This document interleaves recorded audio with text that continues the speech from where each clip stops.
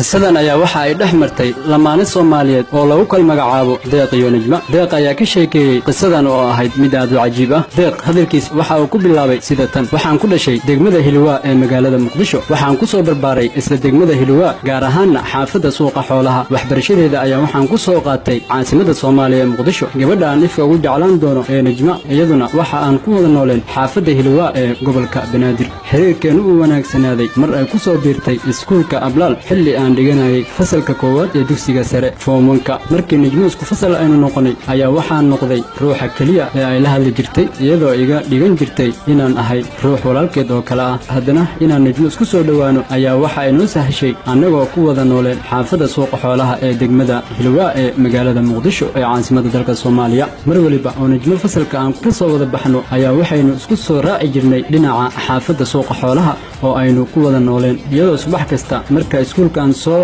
wada aadna aan Najma ku soo mari jiray gurigooda. isla markaana Najma waxa xilliyada habeenkii aynu ku wada hadli jirnay ama aynu ku sheekaysan jirnay telefoonka. sidoo kale Najma waxay ahayd gabar firfircoon oo aniga ii wanaagsan, ilaa iyo kaftanka la isla gaaro qosol iyo farxad. isla markaana aad iyo aad ayay isugu kaya bixi jirtay.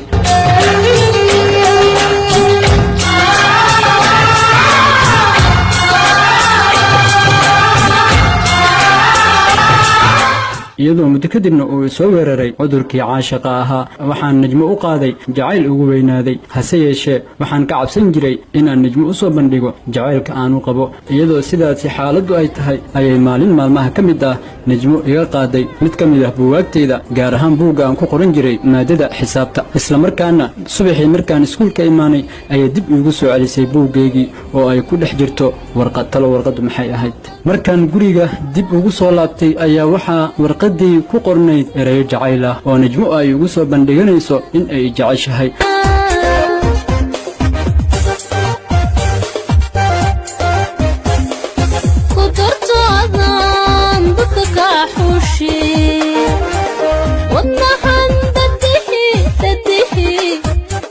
runtii markaan arkay sida geesinimada leh ee ay Najma ugu soo bandhigatay in ay jeceshahay ayaa waxa iga tagtay cabsidii ku aadanayd inaan u soo bandhigto jacaylkayga. habeenkii ayaa waxaan wacay Najma, markaas ayaa waxaan u sheegay inaan helay dhambaalkii wanaagsanaa ee ay iigu sheeganaysay in ay jeceshahay. waxaan markaasi u sheegay inaan aniguba si aad ah u jeclahay, balse aan ka baqi jiray inaan u sheegto jacaylkayga.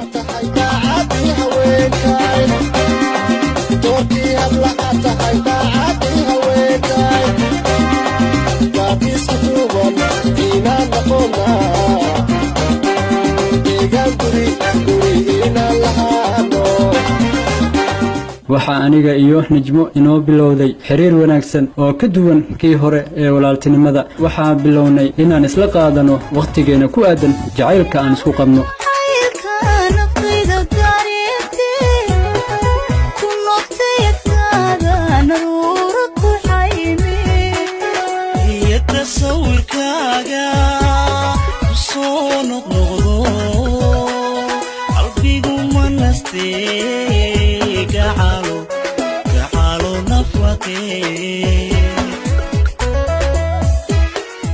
hase ahaatee waxaan caqabad adag kala kulmi jiray Najma hooyadeed oo aalaaba u haysatay inaan aniga gabadheeda ka mashquulinayo waxbarashadeeda. iyadoo ay xaaladdu cakiran tahay ayaa waxaa dhacday in Najma hooyadeed ay ii soo bandhigto labo kala daran, kuwa oo kala ahaa inaan u soo diyaargarowo Najma guurkeeda iyo inaan Najma faraha ka qaado si aanan uga mashquulin waxbarashadeeda. durbaba arrinta adag ee aan kala kulmay Najma hooyadeed ayaa waxaan u soo bandhigay aabbahay. waxaan u sheegay inaan Najma jeclahay, anna doonayo inaan guursado laakiin aabe ayaa waxa uu iga codsaday inaan siiyo dhowr bilood oo fursad ah si buu yidhi aan guurka ugu sameeyo waxaa jirtay gabar qaraabo ahaayeen najmo oo ka imaatay dalka maraykanka taasoo ubad ay dhashay geysay magaalada qaahira ee dalka masar si halkaasi ay uga bartaan diinteena suuban ee islaamka waxayna gabadhaasi ay codsatay in najmo loo soo diro si ay u caawiso iyadoo saas tahay muddo gaaban kadib najmo u ambabaxday magaalada qaahira ee caasimadda dalka masar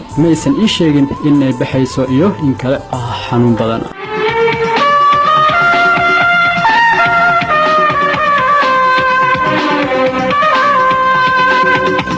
waxaan ku weydaa qoftaan saan lagu heeso yaa waay cabdixakiin oo qabtaan waxa waaye qabta sawiradeeda qolka isku dhigsan ninkan qabta saan u gashina iid leh waay qabta dhibtina iid leh waay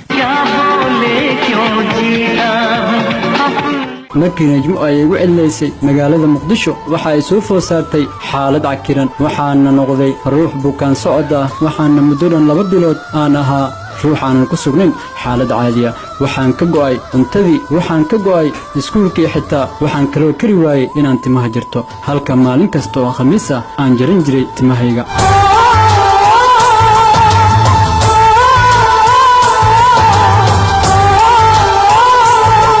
muddo 2 bilood ah kadib ayaa waxaa ii yimid wiil la dhashay najma wuxuuna ii keenay ciwaan email ah oo ay leedahay najma wuxuuna igu dhahay najma waxay ku dhahday igala soo xiriir emailkan durbaba emailkii ayaan ku darsaday isla markaana xiriirkeeni ayaan dib u soo nooleynay waxayna ii sheegtay in ay si degdeg ah ku soo baxday ayna ii sheegi weyday wayna ka cudur daaratay qaladka ay iga gashay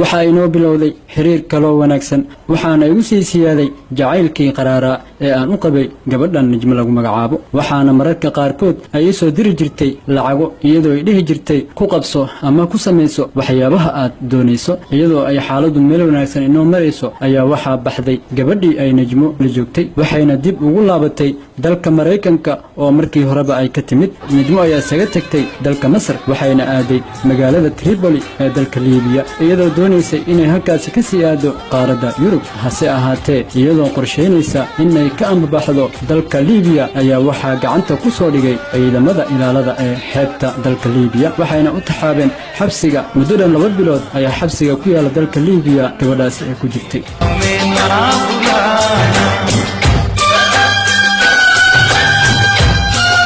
xabsiga markii ay ka soo baxday waxa ay isbarteen wiil u dhashay dalka Djibouti kaasoo jaamacad ka dhigan jiray magaalada Tripoli ee dalka Liibiya wuxuuna ahaa nin ka soo jeeda qoys lacag leh wiilkaasi ayaa waxa ay ku raacday lacagtii uu lahaa iyadoo uu yaraaday xiriirkeeni isla markaana najmo waxa ay ugu dulwaday wiilkaasi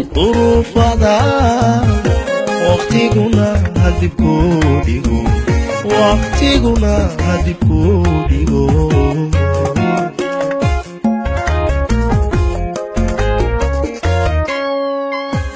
waxaan xiriir la sameeyay wiil isku ka yaqaanay aniga iyo najma kaasoo aan wada deganin xaafada suuqa xoolaha ee degmada Hilwa ee gobolka Banaadir wuxuuna ii sheegay in najma uu xiriir kala dhaxeeyo wiil Soomaali Djiboutian ah markaan najma wax ka weydiiyayna waxay ii sheegtay in warkaasi uu yahay mid runa isla markaana ay dhawaan isguursan doonaan wiilkaasi intaan qaracmay ay xaaladdu ugu adkaatay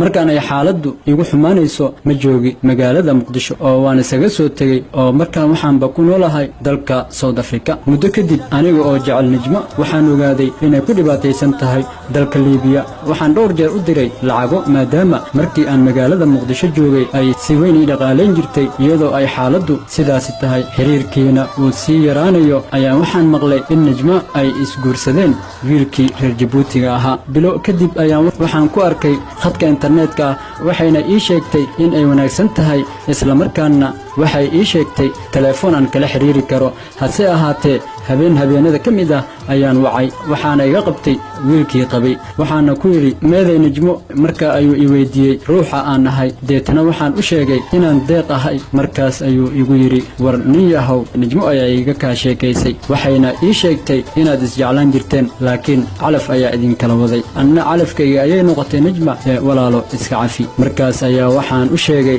inaanan waxba u qabin sidaas ayaana isku barannay wiilkii guursaday najma markii ay dhowaan dhibaatada ka dhacday dalka liibiya ayaa dadkii ajnabiga ahaa ee ku noolaa dalka liibiya ay soo wajahday baqdin xooggan waxaan maqlay in markaasi ay kala tageen najmo iyo ninkii qabay wuxuu isagu aaday dalka masar halka najmona ay iyaduna ka mid ahayd dadkii qaxootinimada ku galay dalka tunisiya haddaba najmo waxa ay ku sugan tahay dalka tunisiya waxayna ii sheegtay in ay kala tageen ninkii hore bacdama ay hadda madax bannaan tahay waxa ay iga dalbatay inaan iska cafiyo deetana aan isguursano ugu dambayn dhegaystayaasha sharafta leh waxaan codsan lahaa inay igala soo taliyaan arrinkaasi iyo sida aan ka yeeli lahaa waayo najmo waan jeclahay iyadoo ay sidaasi tahay ayaa waxa aan dareemayaa kalsooni daro dhinaceeda ah waxaan idinka codsan lahaa bal inaad arrintaasi igala soo talisaan aad baad mahadsantihiin dhegaystayaasha sharafta badan